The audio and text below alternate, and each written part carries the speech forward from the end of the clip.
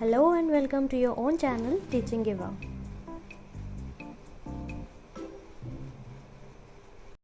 Hello everyone, hope you are good. आज हम worksheet number 28 start कर रहे हैं जो आपके सब्जेक्ट साइंस की है फॉर क्लास 10th। ये वर्कशीट भी आपकी चैप्टर नंबर 6 से ही ली गई है, जैव प्रक्रम।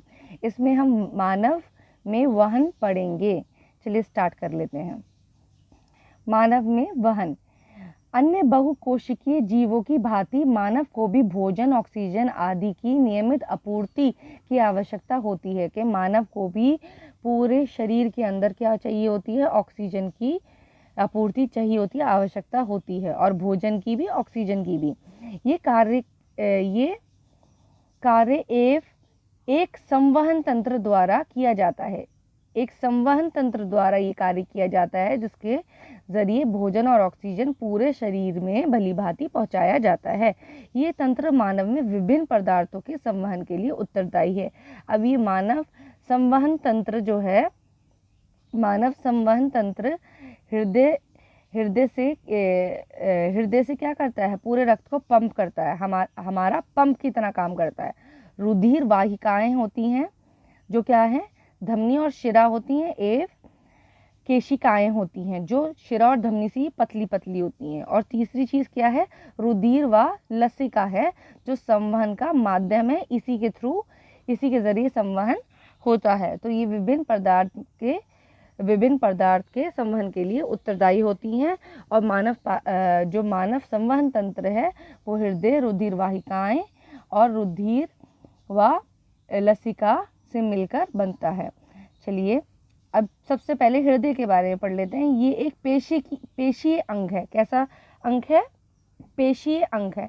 या मुझे कमेंट बॉक्स में बताएंगे हृदय कौन सी पेशी का बना होता है। ये हमारी मुट्ठी के आकार का होता है। अगर आप अपनी मुट्ठी को एक बार बंद कर लीजिए और देखिए, जितने बड़े साइज की आपकी मुट्ठी बनेगी उतना ही साइज का आपका हृदय होता है। मानव हृदय में 4 कोष्ठ होते हैं। मतलब कि 4 क्या होते हैं? कक्ष होते हैं, कोष्ठ होते हैं। दाया अलिंद, दाया निलीय, बाया निलीय और बाया अलिंद। इसको हम इस डायग्राम के थ्रू अच्छे से समझ लेते हैं। मैं आपको एक दूसरा डायग्राम दिखाती हूँ, इसमें थोड़ा ब्लर दे रखा है। डायग्राम में देखिए, पूरे शरीर से शरीर के ऊपरी भाग से महाशिरा यहाँ से आती है और सारा रक्त यहाँ से इकट्ठा करके लाती है और यहाँ पे डालती है। कहाँ पे? दाया अलिंद पे। दाया मतलब सीधे हाथ वाला, राइट वाला। तो राइट ऑरिकल भी इसको कहते हैं, दाया अलिंद। ठीक है, यहाँ पर रक्त आता है।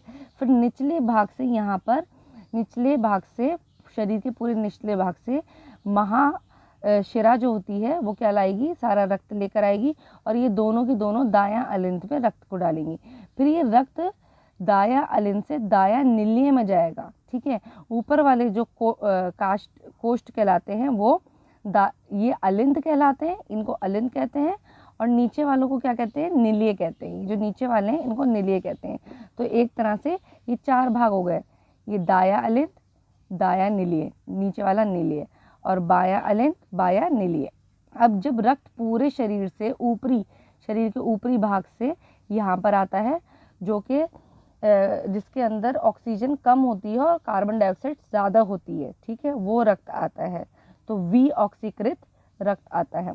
तो वो दाया अलिंद के अंदर क्या करेगा? प्रवेश करेगा। फिर शरीर के निचले भाग से महाशिरा क्या करती है? जो विऑक्सीकृत, जो कि कार्बन डाइऑक्साइड युक्त रक्त होता है, वो दाया अलिंद में डालती है। फिर दाया अलिंद से होकर ये दाया निलीय में जाता है। फिर दाया निलीय से क्या होता है? ये देखिए, एक ये ऊपर फुसफुस धमनी जा रही है, यहाँ से ये रक्त आकर ये इधर की तरफ जाता है।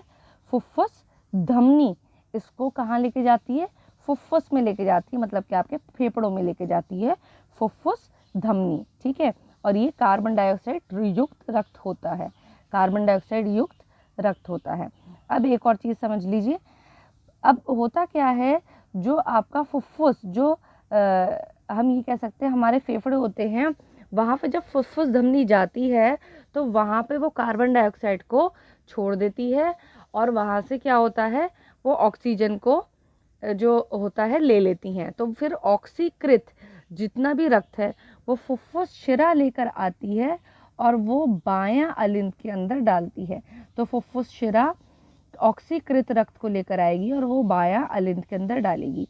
फिर बायां अलिंद से ये बायां निल्य में रक्त जाता है और बायां निल्य से क्या होता है, ये रक्त कहाँ पे जाता है, शरीर के बाकी जितने भी शरीर है उसके भागों में बट जाता है। ठीक है, यहाँ से महाधमनी से होता हुआ ये शरीर के अन्य भागों में बट जाता है। ठीक है, मैं इसको एक फ्लो चार्ट के थ्रू भी आपको समझाती हूँ, आपको अच्छे से समझ में आ जाएगा। अब जैसा कि आपने पिछली वर्कशीट में भी पढ़ा था, मानव श्वसन तंत्र में कुपिका एकमात्र भाग ऐसा होता है जहाँ पर ऑक्सीजन और कार्बन डाइऑक्साइड का आदान प्रदान होता है। ठीक है, तो कुपिका के भाग में क्या होता है, जितनी भी कार्बन डाइऑक्साइड होती है वो रक्त क्या करता है, कुपिका कोश में डाल देता है और वहाँ से ऑक्सीजन ले लेता है। तो फुफ्फुसीय शिरा जो होती है वहाँ से ऑक्सीजनित रुधिर को लेकर आती है और क्या करती है, बायां अलिंद में डाल देती है। ठीक है, फुफ्फुसीय शिरा लेकर आती है, ध्यान दीजिएगा, ऑक्सीजनीकृत, ऑक्सीजन युक्त मतलब कि ऑक्सीजन युक्त रक्त को लेकर आती है और बायां उल्टे हाथ की तरफ अलिंद में डाल देती है। फिर बायां निल्य से ये रक्त होता हुआ कहाँ जाता है, प्रमुख धमनी में जाता है, जो महाधमनी भी कहलाती है। यहाँ पर भी ये चीज़ गलत दे रखी है, यहाँ पे इसको ऑक्सीजनीकृत कर लीजिएगा, ऑक्सीजनीकृत रुधिर। तो वहाँ से ऑक्सीजन युक्त रुधिर कहाँ जाता है, सारे शरीरों में जाता है, शरीर के अंगों में जाता है। अब जितने भी शरीर के अंग होते हैं वो ऑक्सीजन को इस्तेमाल कर लेते हैं श्वसन करने के लिए और बाद में जो उनके अंदर से कार्बन डाइऑक्साइड निकलती है वो रक्त के अंदर छोड़ देते हैं।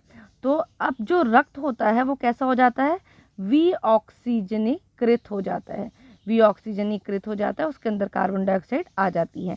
फिर प्रमुख शिरा जो होती है, प्रमुख धमनी के अंदर ऑक्सीजन युक्त रक्त था, अब प्रमुख शिरा जो है वो भी महाशिरा है, वो क्या करती है, कार्बन डाइऑक्साइड युक्त रक्त को, और जिसको हम विऑक्सीकृत युक्त रक्त भी कहते हैं, उसको कहाँ लेके जाती है, दायां अलिंद में लेके जाती है। कहाँ लेके जाती है, दायां अलिंद में लेके जाती है। फिर दायां अलिंद से ये दायां निल्य में रक्त भेजा जाता है। दायां निल्य से रक्त कहाँ जाता है, फुफ्फुसीय धमनी के अंदर जाता है और फुफ्फुसीय धमनी जो है उस रक्त को फेफड़ों में लेकर जाती है, फुफ्फुस में लेकर जाती है। फिर दोबारा फुफ्फुस के अंदर, फेफड़ों से के अंदर क्या होता है, कार्बन डाइऑक्साइड तो हमारे शरीर के बाहर निकल जाती है और ऑक्सीजन ले ली जाती है और फिर रक्त जो होता है, ऑक्सीजन युक्त रक्त दोबारा से बायां अलिंद में जाता है। तो आप सिंपल तौर पे इस तरह से समझ सकते हैं, जो फेफड़े होते हैं ऑक्सीजन युक्त रक्त जो होते हैं वो फुफ्फुस शिरा के ज़रिए बायां अलिंद में भेजते हैं। फिर वो बायां निल्य से होकर प्रमुख धमनी से होकर, प्रमुख धमनी क्या करती है, शरीर के अन्य भागों में लेके जाती है, वहाँ ऑक्सीजन दे दिया जाता है और कार्बन डाइऑक्साइड युक्त रक्त ले लिया जाता है। कार्बन डाइऑक्साइड युक्त रक्त दोबारा से हृदय के अंदर दायां अलिंद में आते हैं, फिर दायां निल्य से होकर फुफ्फुस धमनी में भेजे जाता है। फुफ्फुसीय धमनी दोबारा से इसको फेफड़ों में ले जाती है और ये चीज़ होती चली जाती है।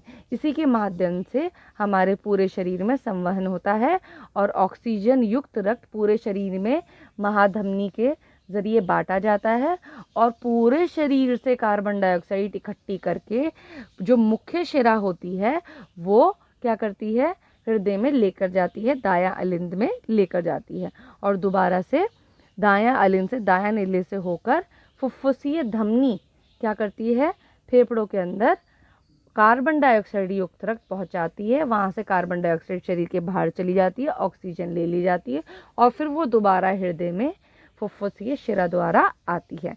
तो ये डायग्राम आपको बहुत अच्छे से लर्न करना है और इसको अपनी कॉपी में भी बनाना है। ये डायग्राम तो आपने अच्छे से समझ लिया हृदय का। अब यहाँ पे पढ़ लेते हैं। एक सामान्य वयस्क का हृदय 1 मिनट में 72 बार धड़कता है, 72 टाइम्स हार्ट बीट करता है, किसमें, 1 मिनट के अंदर। ठीक है, अब यहाँ पर देखिए, मानव हृदय में एक चक्कर में 70 मिलीलीटर रुधिर पंप करता है। अब यहाँ पर देखिए, जब होता क्या है, जब पूरे शरीर से रक्त आता है दायां अलिंद में और बायां अलिंद में जाता है, तो ये यहाँ पर जाना, ठीक है, और फिर दोबारा से इसको वापस भेजना, ठीक है, और ये साइमल्टेनियसली एक साथ में होता रहता है कि यहाँ पे फुफ्फुस शिरा जो होती है, जो रक्त लेकर आती है, ठीक है, और जो बायां निलेय से ये रक्त को छोड़ती है और फिर बायां निलेय से दोबारा से महाधमनी में जाता है, तो ये दोनों कार्य एक साथ करता है। मतलब यहाँ दोनों में आने का और ये दोनों जो कक्ष हैं उनमें से निलेय में से जाने का। तो एक बार जब यहाँ पे रक्त आता है और यहाँ से दोबारा से होकर महाधमनियों में जाता है, तो इसको हम एक चक्र बोलते हैं हृदय का। तो एक पंप करने में, एक चीज़ को, एक रक्त को पंप करने में जो उसको रक्त लगता है वो लगता है 70 मिलीलीटर रुधिर एक पंप करने में लगता है। ठीक है, अब यहाँ पर आप देख लीजिए, फुफ्फुस से मतलब कि फेफड़ों से ऑक्सीजन प्रचुर रुधिर बाएं अलिंद में आता है। उल्टे अलिंद में ऑक्सीजन प्रचुर रुधिर बाएं अलिंद में आता है। इसके संकुचित होने पर जो बायां अलिंद है ये वाला, ये जब संकुचित होता है, सिकुड़ता है, तो वहाँ से रुधिर कहाँ जाता है? निलेय के अंदर चला जाता है।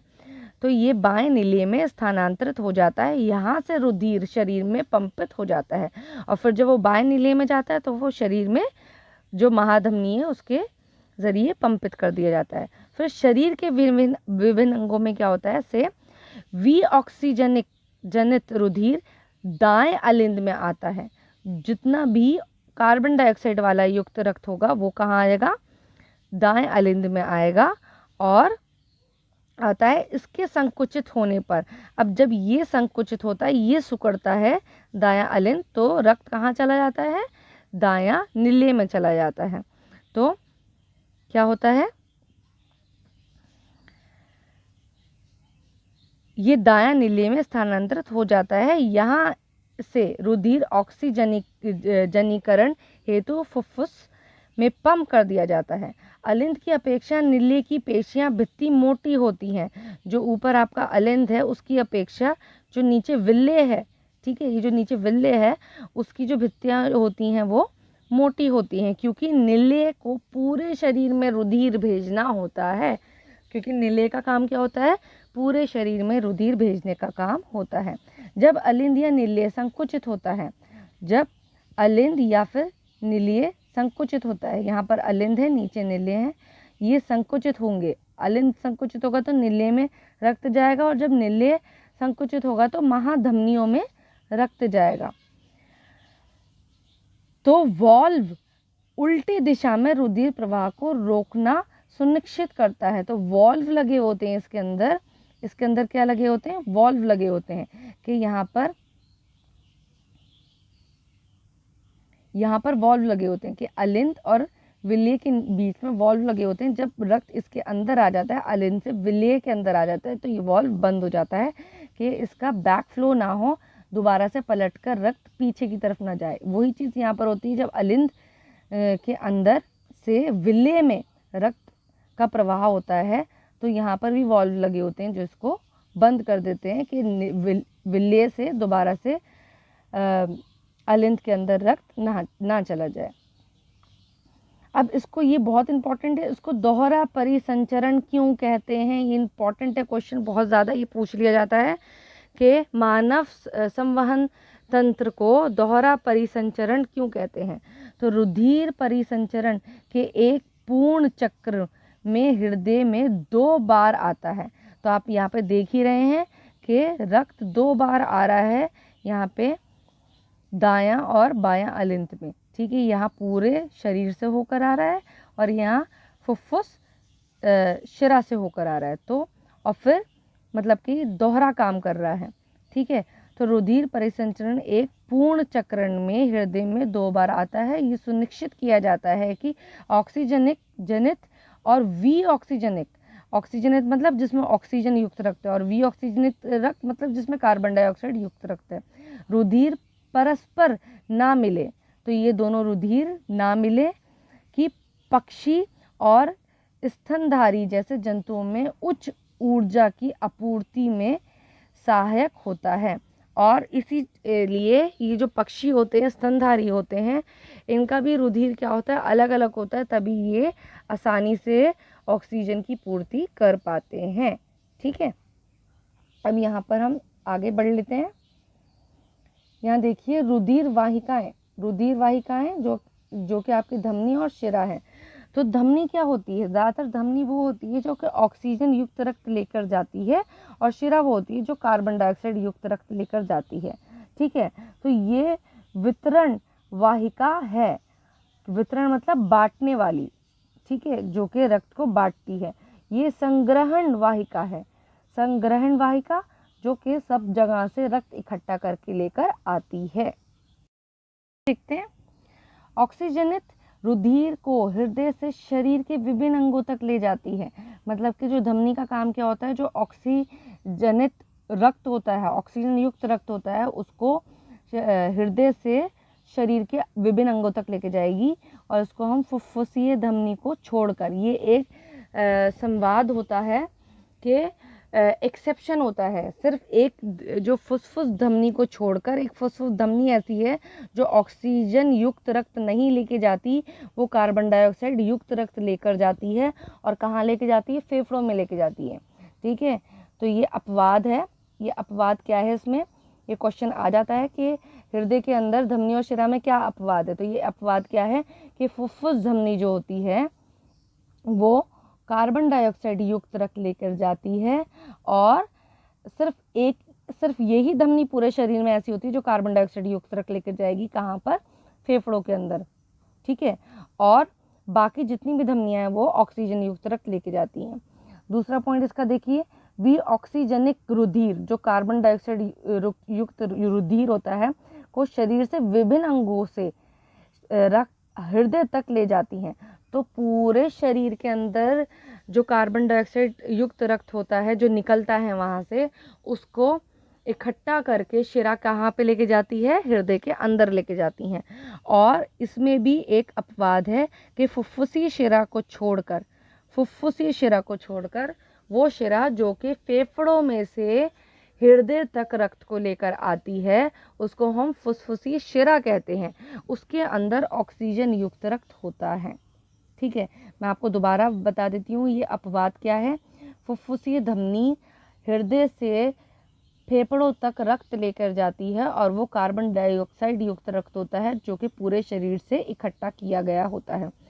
फिर फेफड़ों में जब जो रक्त होता है वो कार्बन डाइऑक्साइड छोड़ देता है, ऑक्सीजन ले लेता है, तो वहाँ से फुफ्फुसीय शिरा, ठीक है, हृदय तक आती है और ऑक्सीजन युक्त रक्त लेकर आती है। तो यही सिर्फ एक अपवाद है जो कि इसके अंदर धमनी और शिरा में होता है।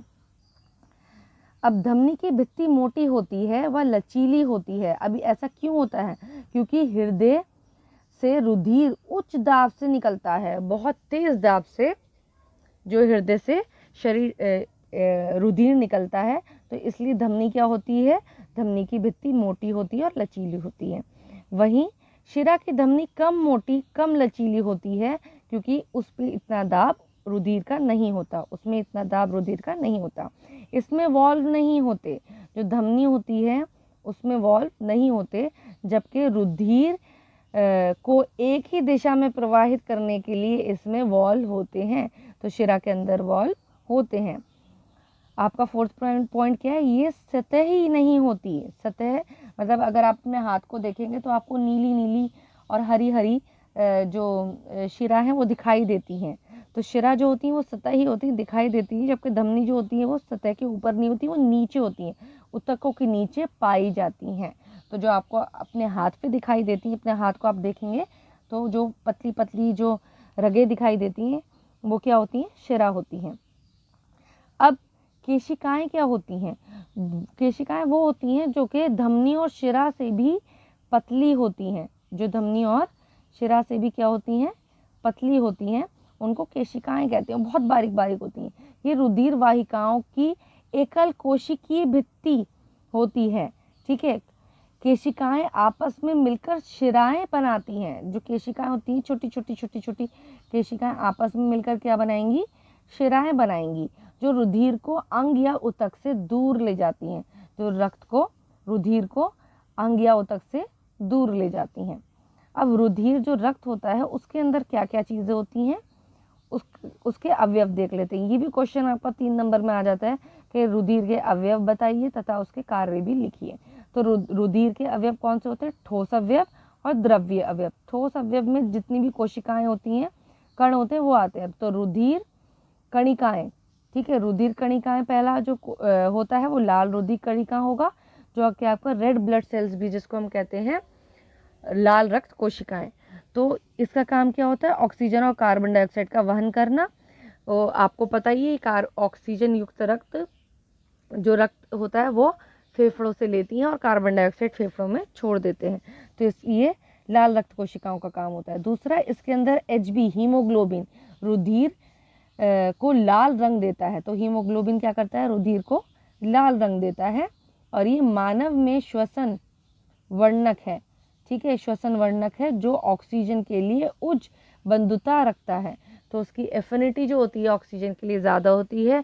और एक Hb का जो वर्णक होता है उसके अंदर 4 ऑक्सीजन के अणु लगकर जाते हैं, ठीक है।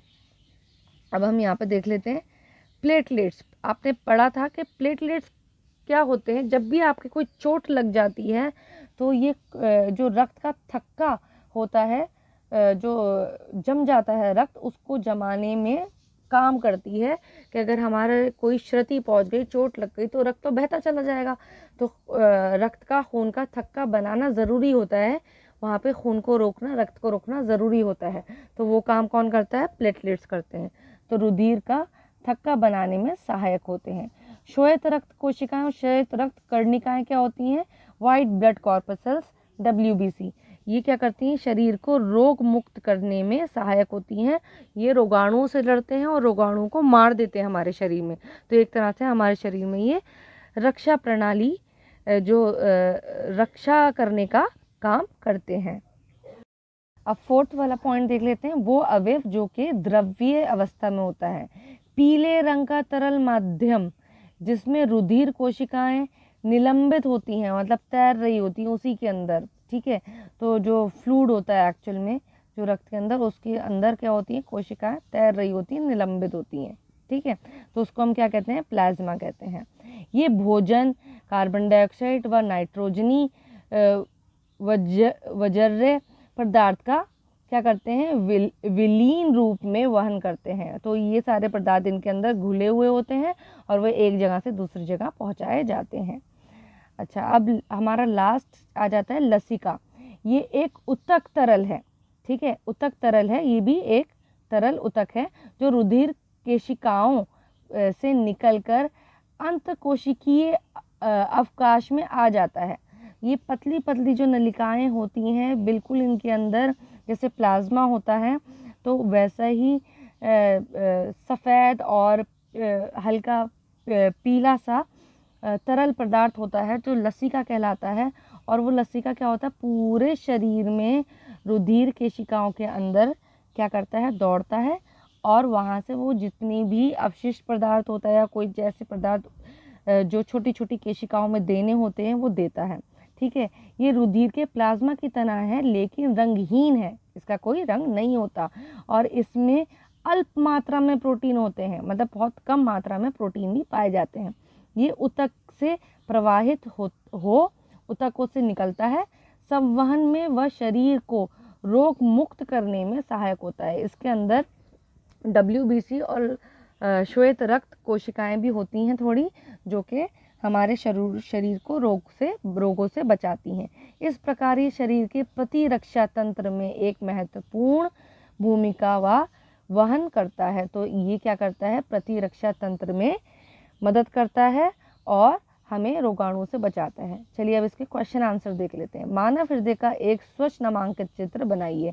मैंने आपको ऑलरेडी इसी वीडियो के अंदर एक फ़ोटो दे रखी है जिससे आप आराम से बना सकते हैं, ठीक है। फिर धमनी और शिरा में अंतर स्पष्ट कीजिए। यहाँ पर आपको धमनी और शिरा का अंतर दे रखा है, इसको आप अच्छे से पढ़ के समझ के लिख लेंगे।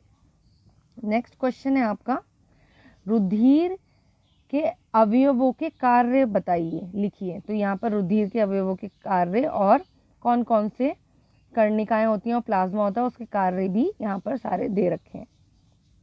अगला क्वेश्चन है आपका, कारण बताइए धमनी की भित्ति मोटी क्यों होती है और शिराओं में वॉल्व क्यों होते हैं। यहाँ पर आपको कारण दे रखा था, ध्यान से देखिए।